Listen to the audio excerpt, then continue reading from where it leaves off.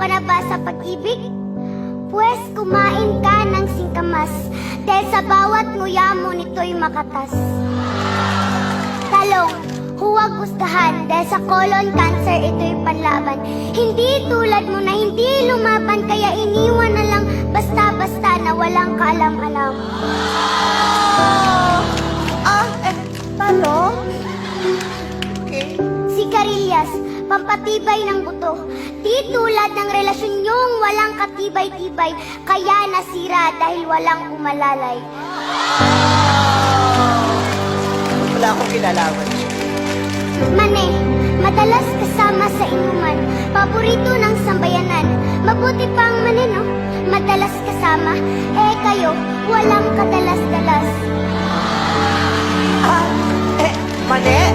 Thank you. Next. Sitaw, sa lahat ng putahe siya ay kasama, dahil nakikita ang kanyang mabuting dulot. Hindi tulad niya na bulag sa iyong halaga at tuluyan ka ng Upo, tulad ng kaklase mong sip-sip sa eskwelahan. Sumisip-sip din ito ng kolesterol sa ating katawan. Hindi tulad niya na hindi man lang inalam ang iyong halaga, sumipsip pa sa iba.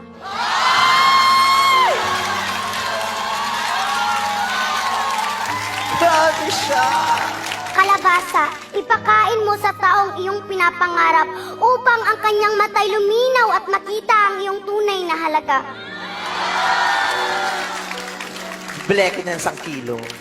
Mustasa, kung titignan mo'y parang lantutay, ngunit wag husgahan dahil dulot ito'y iron. Wag mong igaya sa ex mo na hinusgahan mo na, iniwan mo pa.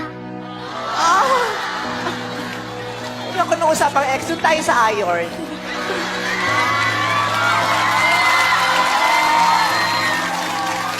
Sibuyas, alam niyo ba kung ano ang sinabi ni Sibuyas? Matapos mo akong saktan, iiyak ka. Tapos ano, igigisa mo ako para lang sumarap ang luto mo? Oo, masarap ako. Pampabango at pampasarap lang at wala nang higit pa sa relasyon nating dalawa. Bawang, mayaman sa protein. Sila ni Sibuyas ay always together. Pero bakit wala pa ding forever? Tama na. Apple, sabi mo, si Crush kumain ng apple. Tapos sa iba na Paul. Kumain ka na rin ng apple. Oo, ikaw na di makamove on, habol ng habol. Paging, Negi, Brenda. Kumain ka ng karot para hindi ka humarot. Di ka... Talaga? Talagang tinitigan mo ako sa mata, ha? Ulitin mo. Ano yung karot?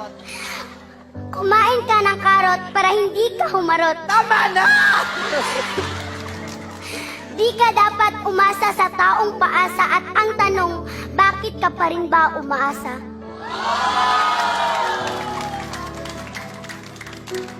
Kumain kayo ng wastong pagkain. Nakakatulong ito pampatibay ng buto. Di tulad niya na dumudurog lang ng puso mo.